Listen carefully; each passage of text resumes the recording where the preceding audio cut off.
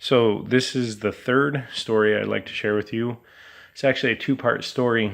I was talking to a man in St. George who had a dream that these people, these refugees, had arrived after trekking a long ways, and this woman was crazy.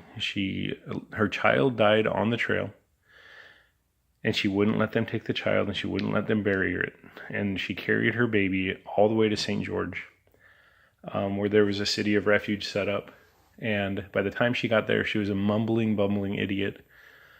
Everyone had a very hard that trip, but this woman seemed to have had a much worse time, especially to the fact that her child died and she had a psychotic break.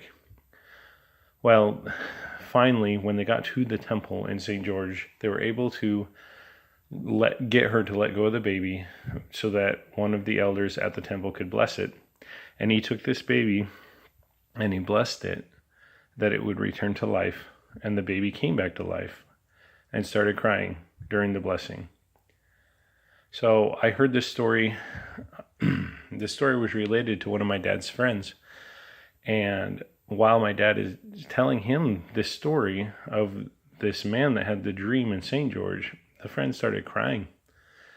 And he said, that is why we couldn't bury the baby.